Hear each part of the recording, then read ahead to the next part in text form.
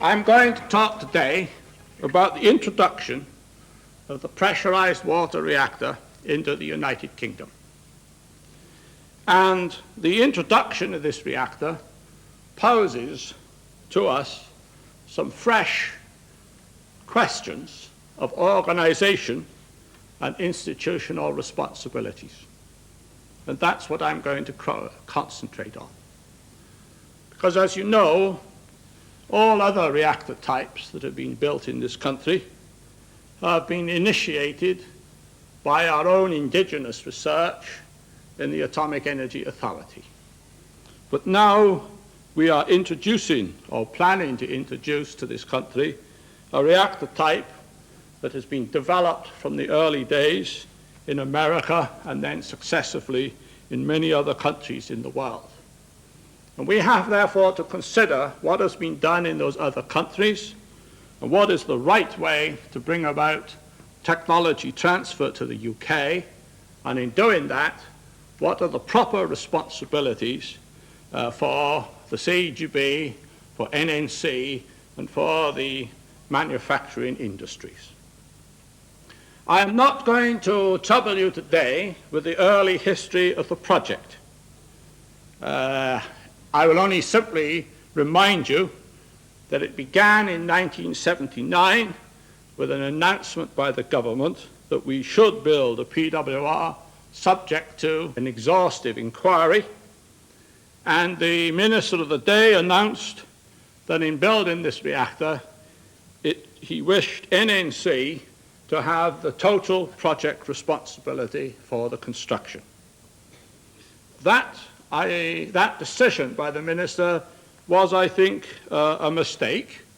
I think that it is not possible for a different organization outside the CEGB to have total project responsibility because of the responsibilities, and very important responsibilities, which the CEGB had. However, that was a point that was not fully appreciated, at least outside the CEGB at the time, and therefore the project began that way. But by 1981, everybody concerned realized that the arrangements were not working too well, and the NNC and the CEGB jointly asked the government to set up a task force. I was asked to chair it, and in that new mode of working, we made some rapid progress. And I described all that early work at the first Birmingham seminar on the PWR, which was held in 1982.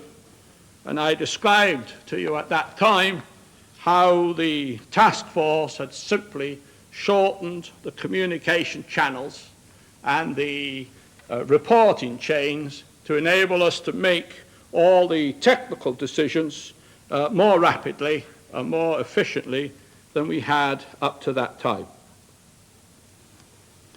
And therefore, at that time, I told you that we were changing the organization, and indeed we then set up, from the experience of the task force, a fresh organization where we set up a joint project team which involved both people from NNC and the CEGB, and we made that joint project team an instrument of NNC, namely the technical team first made a recommendation to the board of NNC, who in turn made a recommendation to the CEGB. This exploited the short communication channels of the task force. It used the technical expertise of NNC and of the CEGB, primarily the expertise at Barnwood. It used that directly, and avoided double guessing from the two separate organizations, each independently thinking out their preferred solutions to any particular technical problem.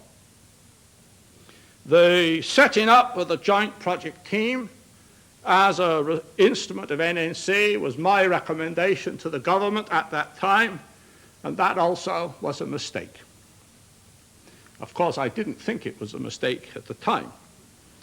But it was also a mistake because I had not properly thought through that it simply couldn't be done that way. The CEGB is responsible for safety, and it cannot delegate financial control. Therefore, although we got the advantages, which are shown up on this slide, we had the disadvantages that we did not now have the responsibility for safety and for financial control in exactly the right place. In order so that you can understand this conceptual problem, I'm first of all going to talk about safety, then about finance, and then about several other aspects of this project which dictate the way in which the institutions should take part in the overall project. And in order to discuss the safety issue, it is convenient for me to begin by reminding you of how safety is handled in other countries, in particular in the United States, where, of course, this reactor system originally originated. In the United States, because there are so many utilities, nearly 1,000, and many of them operating nuclear power stations, the only way in which you can properly regulate for safety is by means of written regulations. And you therefore have the NRC writing regulations, and each individual utility primarily taking the judgment that it has to meet those regulations, and if it meets those regulations, the reactor is deemed to be safe enough. And if that is the case, and if the task is therefore easily defined, namely you have to meet regulations, then you can, to a large measure, delegate safety to your designer architect or your NSSS contractor and simply tell it is your job to meet those regulations. And roughly speaking, not absolutely, but roughly speaking, if you've met the regulations, you're all okay. Now, the situation in the United Kingdom is totally different from that, and I want to stress to you that as I understand the American law, the utility does not have absolute responsibility for safety. It has a real responsibility to meet all the regulations set out by the Nuclear Regulatory Commission. It does not have to ask itself a deeper question, well, is there something else I have to do in addition to that? And that is a very big difference between the United States and the United Kingdom. As I just said to you, the situation in America makes it feasible to delegate the main responsibility to the architect engineer and the main NSSS contractor. It is therefore possible in America for a small utility with a modest technical expertise to nevertheless own nuclear plants because it is able to delegate responsibility to the contractors or to the architect engineers. However, the safety in the United Kingdom is totally different. Our safety and licensing depends upon technical guidelines and technical judgments. And the CEGB has absolute responsibility for safety. We are responsible for safety even if we are able to prove that we have not been negligent.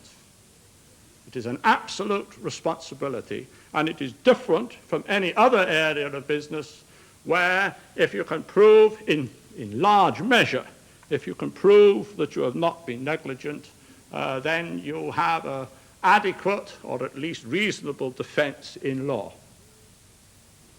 And because we have this absolute responsibility, and because we do not depend on copious written regulations, but on a succession of technical judgments updated year by year in the state of, on the state of knowledge, then the nuclear inspector will always want CEGB judgments on safety. They will not be satisfied with a simple statement, we believe this is safe because NNC has done an analysis and tells us it is. They will say, that's not good enough. Would you please review it yourself? And would you please tell us from your own direct knowledge that that is safe and it adequately meets your own rules and ours? And it follows, therefore, that the CEGB must have its own in-house safety organization, which cannot, under any circumstances, be delegated to any other organization. Of course, we do have an in-house safety organization in the Health and Safety Department, but we do not want to have an engineering organization that's not concerned with safety and an overseeing department which is concerned with safety. That would be dreadful, and it follows automatically, therefore, that the entire organization of the CEGB, certainly all that is connected with nuclear, must concentrate strongly and completely as an integral part of the job on the safety of nuclear plant. Because that is what the law compels us to do. It is also what our natural inclinations would lead us to do. And for all that reason, therefore, we must retain enough control of the project in some detail to be satisfied that we are controlling the safety of the plant and that we can answer for the design and later on the operation of the plant in justifying ourselves to the board of the CEGB and, of course, to the nuclear inspector. In addition to the safety argument, you also have a very important issue of financial control. We, the CEGB, are monitored regularly, sometimes far too regularly, by the Monopolies and Mergers Commission, our own auditors, and of course by electricity consumers. And therefore we have to answer for our use of the electricity consumers' money. And this is just the same as in the United States, where the utility must be in a position to make financial decisions. And we therefore are obliged to be responsible directly for all the financial decisions made by the project. And therefore that also cannot be delegated, and that of course is exactly the same as in the case of finance. There's the situation in the United States where even if you have a strong architect engineer building the power station, it is nevertheless the utility that has to sign the checks. But those fundamental issues are exacerbated in this case because Sizewell is the first of a kind and therefore sets precedents. It sets precedents about which companies will get contracts, and it sets an enormously important precedent because we began this project at government request with a wide-ranging inquiry at Sizewell, where the CEGB is the main actor at the inquiry. And that means in particular, therefore, that we are arguing the case for the reactor in some considerable detail. And again, it is not practical to think that we can be doing that at second hand. We must be doing it from our own intimate knowledge of everything that is concerned with the construction of the reactor. And finally, we are making procurement decisions which will set an important pattern for the future. If we decide to buy steam generators from firm X, we are very unlikely to buy them from a different firm for a later PWR. And that decision is therefore of fundamental importance to firm X, and even more dramatic for the firms that do not get the contract. And therefore a procurement decision of that nature is an extremely important policy matter for the structure of British industry. And in making those procurement decisions, again, the final responsibility lies with the CEGB, and we cannot delegate to anybody else that issue. The question of who gets what piece of the manufacturing task must be a decision made by the CEGB board, and we cannot delegate that to NNC, and in particular we have to be sensitive to the fact that the manufacturers are of course all major shareholders in NNC and are in large measure in bitter competition one with the other. Now, for all those reasons, therefore, we had to bring about an institutional change from the way that the project began, and we had to bring about an institutional change which gave the CEGB the right responsibilities and NNC the right responsibilities. But of course it was important that we did not bring about a change which was a revolution. We wanted to have a change which was an evolution of the existing relationships. So what kind of change did we want to bring about? My thinking went along the lines that NNC has three interrelated tasks. It has a task on project management, where they must work as an extension of the client, that is, an extension of the CEGB, for the reasons that I have just outlined to you. They have a task to do design and analysis, which is a very high-grade service function, very dedicated and specialized, and they have to have an association with the manufacturers who have to supply the hardware, and that association with the manufacturers ought to be limited to the business of supplying the hardware, so that the manufacturers can take a close interest in that part of NNC's business and can set aside the first two parts of that business which are not naturally associated with the manufacturing task.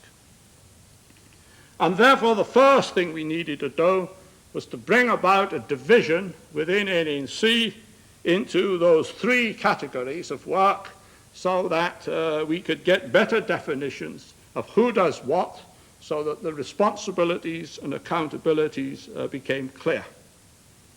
We had one other change which was needed, which was, I thought, essential, and that is a geographical change. We had the effort divided up between NNC Whetstone, NNC Booth Hall, GDCD at Barnwood, and Westinghouse in Pittsburgh. And the pipe work was done in various locations, and the civil work was at Whetstone. I thought that was totally unsatisfactory. I felt that the geographical dispersion made communications much more difficult than they ought to be. And therefore, in consultation with Frank Gibb, we decided that we ought to put all this effort, so far as Sizewell is concerned, at one geographical location. As it happened, the NNC board, as a matter of principle, had earlier decided to put all their effort at Booth Hall, but had not found an opportune moment to do that in the past, and I therefore agreed with Frank Gibb that now would be the opportune moment. And we therefore are closing down the work at Whetstone, or NNC is closing down the work at Whetstone, and a lot of Barnwood people have moved up to Booth Hall to join the people from Whetstone and the people at Booth Hall already.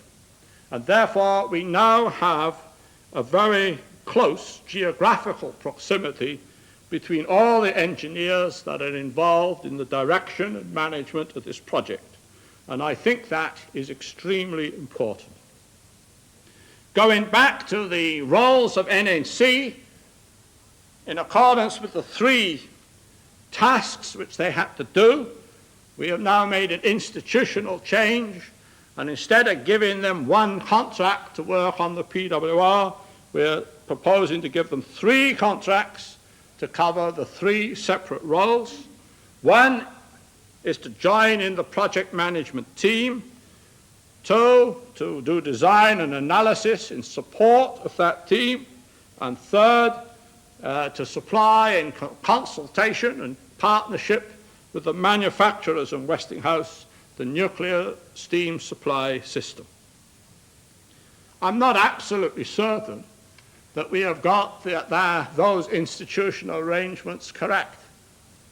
It may well be that the boundary lines should be drawn slightly differently from the way we have drawn them.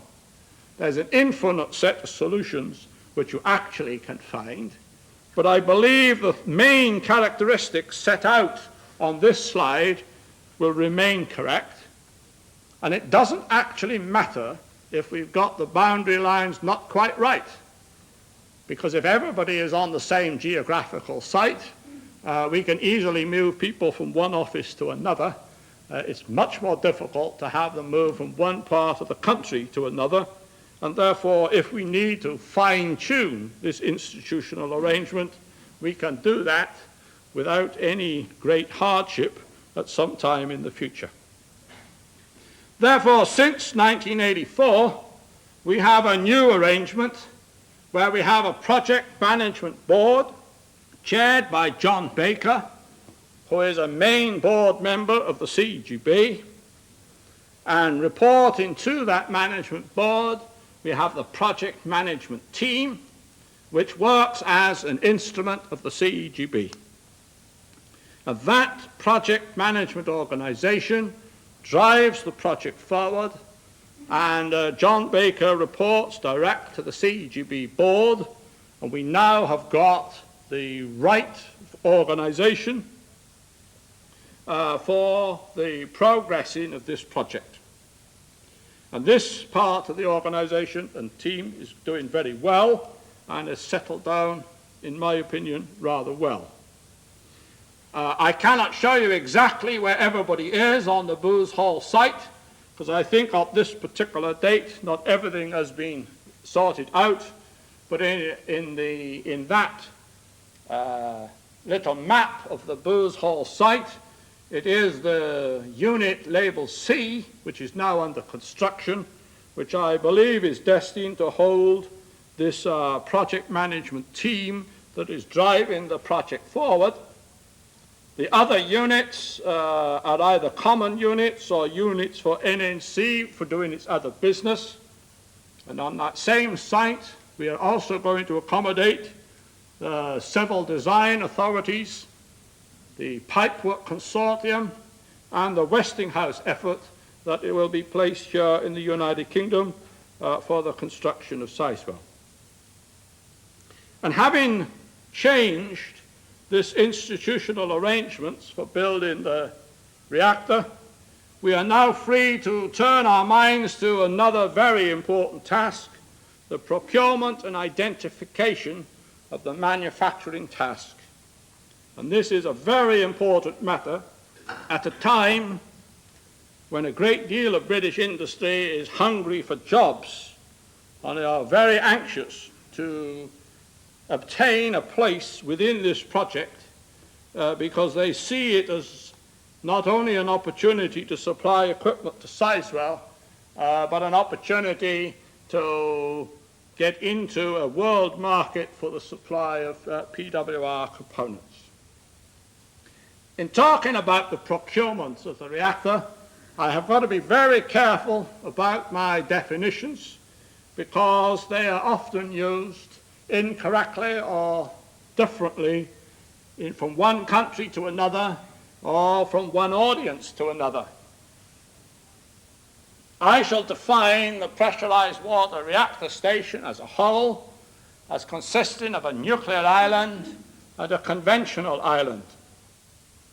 And within the nuclear island, there is the nuclear steam supply system. And within the nuclear steam supply system, there is the primary circuit. The primary circuit is just the main circuit of the pressure vessel, steam generators, pressurizer, and pumps. It is the system that produces the steam. And that is the elementary part of the reactor. It is the steam-raising part of the reactor. And then you surround that with a number of auxiliary systems, and the auxiliary systems plus this primary circuit make up the nuclear steam supply system. So the nuclear steam supply system consists of the reactor coolant system that I just showed you, plus all those items listed there. They are, generally speaking, all the nuclear-oriented items on that slide and upon that slide. In other words, a large number of auxiliary systems which support that and control that primary circuit. And so that you will get a picture of the scale of the task, this diagram has been drawn so that the area of each rectangle is proportional to the monetary value involved in the project. And on the right-hand side, you will see a turbine island divided up into design and layout, the balance of the turbine island, and the turbine generator design and the turbine generator equipment supply. And on the left-hand side, you will see two rectangles labeled primary circuit, design and supply, respectively. And then you have the balance of the nuclear steam supply system. That's the area shaded with the blue lines. Now, the first task in the procurement was to place orders for the early order items. And as you probably all know, some while ago, we placed the contract for the turbine generator with GEC. And so it is GEC that will provide the area hatched in red on the right-hand side. And the next step is that we place the primary circuit contract with Westinghouse so as to get the benefit of their vast experience on PWRs.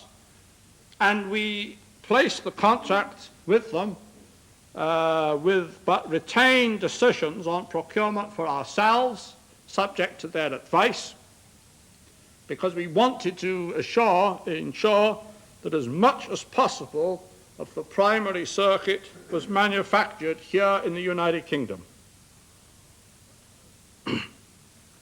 When we took that step, I have to tell you that I expected a modest response from British industry, and I thought a few years ago that we would be compelled to place a large part of the orders for the primary circuit abroad.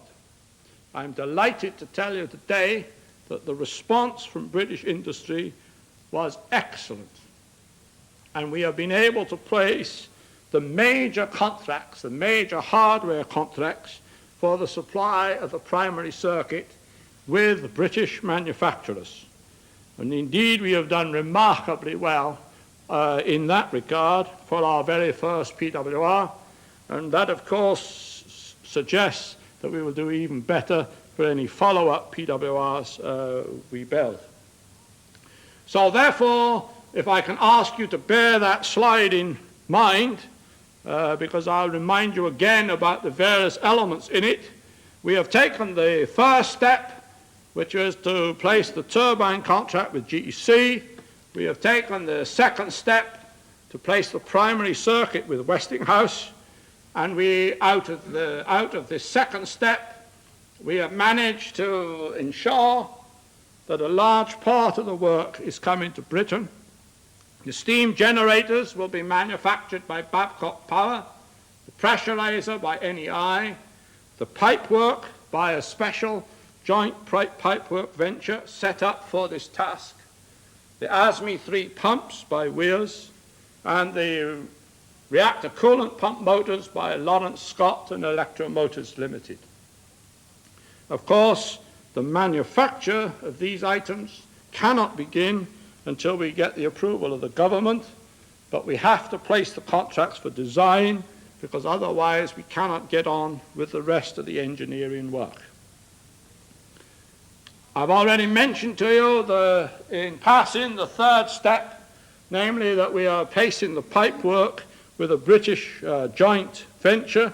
That is a large contract which will create a good deal of employment in various parts of this country. And we are now about to take the next step, which was to build on the success of the primary circuit by extending the contract to cover the nuclear steam supply system, and in doing that we are trying to arrange that NNC and Westinghouse work in partnership to provide the remainder and the balance of the nuclear steam supply system. And in making that step, we are placing a further condition that all the hardware should come from the UK and all the effort should be located in the UK. Namely, if Westinghouse are to be involved in this, we wish them to do it from Booth Hall and not from either Pittsburgh or Brussels. And we want Westinghouse to negotiate a suitable partnership with NNC, which will enable NNC to take over a larger responsibility for this work in the future. Now, we have chosen to involve Westinghouse in this way for two reasons. First, because we want to use their experience at building PWRs. After all, they've built more than 100, and they can almost do it in their sleep nowadays. And secondly, because it has importance for exports. Not for the exports of reactor systems in total, that I think is some way ahead in the future, but for the export possibilities for components. If our British manufacturers can supply equipment to Sizewell through the Westinghouse organization, then that automatically makes those manufacturers qualified and capable to supply components worldwide. And they are therefore qualified to do that essentially immediately, because the Westinghouse will not, in fact, be placing the contracts with them unless they are underwriting that manufacturing effort and are confident that that can be done. And that therefore, in fact, we are at an early stage could contemplate component exports from the UK, depending, of course, on offering competitive prices. And offering competitive prices nowadays is not much related to the cost of the manufacture. It's much more related to the cost of the financial packaging which goes with the supply of all big components in these big reactor systems. And therefore we do not have to wait for construction and operation of Sizewell for the export of components. The Sizewell order on the manufacturers through Westinghouse will trigger that. And I know that we, as the pump manufacturers and Babcocks, who have got the steam generators, are already looking to the world market to decide which projects they want to bid for, looking ahead to hopefully to the approval of Sizewell and the launching of their manufacturing of these components. The work is going to various countries throughout the UK, and I've shown on this map where the main locations will be for the manufacturing of these components. So far, of course, that only involves the specialized equipment, the turbine generators, and the nuclear steam supply system, where the contracts have to be placed at an early date. There are many new contracts still to be placed, and so that you will get an impression of the scale of the work, I have listed them off on a number of slides. There are the contracts for civil works. There are the contracts for mechanical works. There are the contracts for electrical work, for control and instrumentation, and for a number of miscellaneous work connected with the reactor. All that work, we are very confident, will go to British industry, because it is, of course, exactly in line with the equipment that is attached to any nuclear station, and nothing special about it being a PWR. So I think we have done rather well on the procurement side, In what we have done so far, we have got good prices, good competitive prices, good quality bids, and a good supply from British manufacturers. And indeed, it is very impressive to see the performance of those manufacturers in bidding for this work. To be frank, I don't think they could have done it 10 years ago, but they are now satisfying us both on price and quality, and we hope in the event on delivery of these very high quality and high value added products. We are holding the cost estimates for the project, and the latest numbers are set out in this table.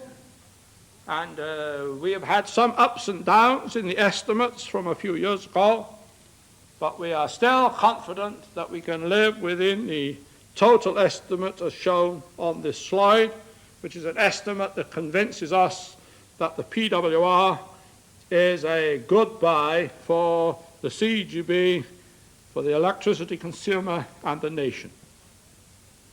I mentioned to you already that the overseas hardware supply is very limited. That is good news and somewhat unexpected news. You might like to see the list of the actual overseas supply of hardware. The reactor pressure vessel will come from France.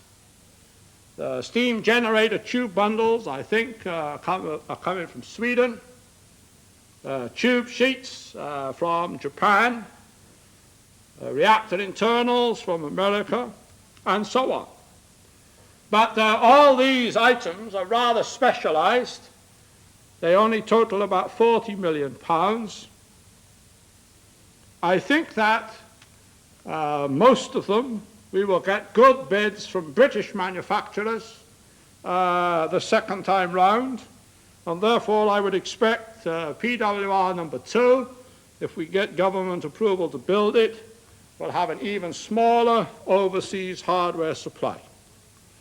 I can give you a more detailed analysis of that number because it's very difficult actually to calculate the cost because the exchange rate shifts so much.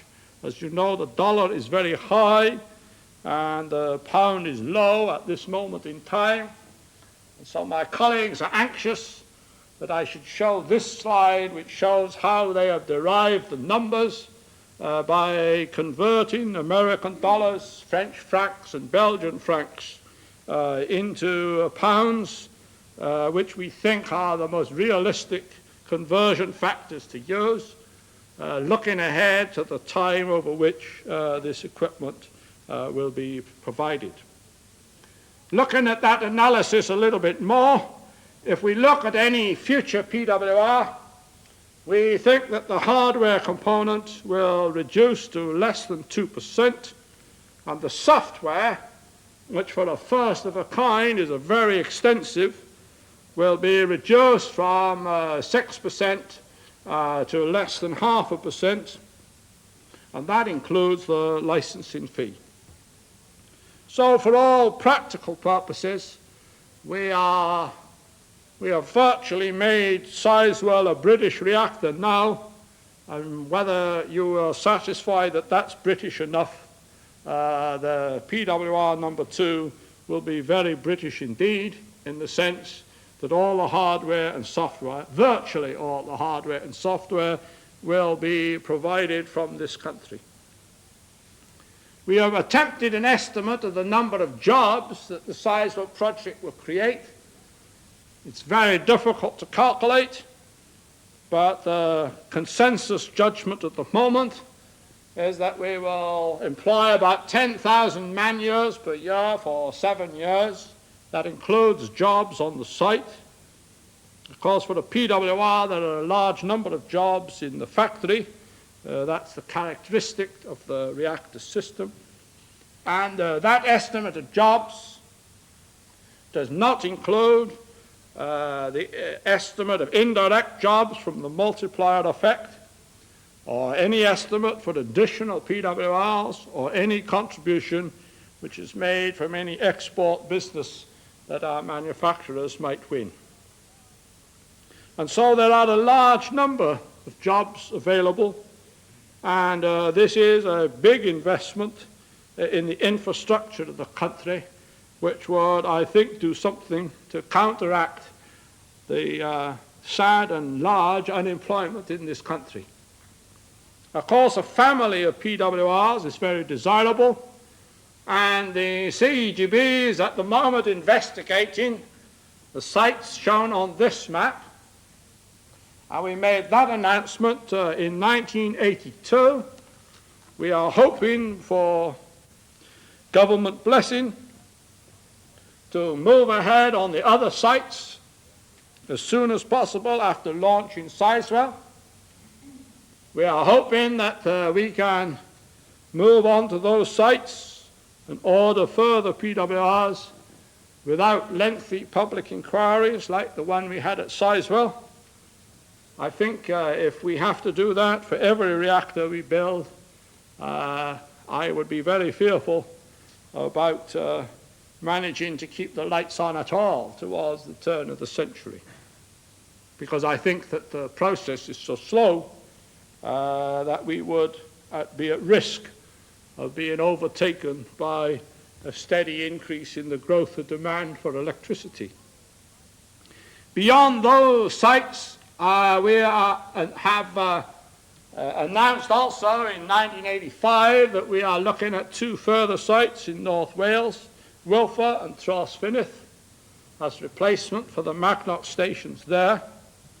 And if you look therefore at the prospects, although we have no certainty of a program, just hope that we will be able to do that, you are, I think, compelled to the judgment that this is the largest investment in the infrastructure of this country which we have in discussion or contemplation at this moment in time. I believe that despite the financial regime of this government, which is trying very much to control the public borrowing requirement, that they will be willing to give us the money to invest in this program, because I believe the Treasury believes this is a good investment and one which they would like to see go ahead. And finally, I would like to say some words about research and development. Looking to the future, the very large work we have on safety matters at this moment is bound to decrease once we have launched the reactor system. I want to increase the development contracts that we are placing with British industry, and on forgings, on pump testings, on cable and fuel development work, so that we get more an emphasis on not on the conceptual behavior of the reactor, but upon the most efficient and best quality way to actually produce it.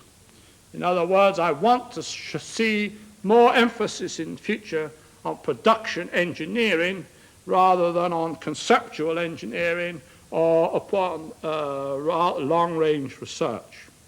In summary, therefore, I believe that we now have a sound organization. We look for a successful outcome of the inquiry. We have managed to involve the Westinghouse Corporation in a way which gives us an immediate export capability, and I hope I have satisfied you that the PWR will provide jobs in Britain. All we now do is wait, and I fear wait somewhat anxiously, for the report of Sir Frank Layfield, the government decision, the parliamentary decision, and ultimately, we hope, early next year, the final go-ahead to build this project. That will be a great reward for the lot of effort that the CEGB and people elsewhere in the country have put in to try and launch the reactor system, which in my opinion should be the backbone of our electricity supply, started off in a large scale sometime next century. Thank you very much.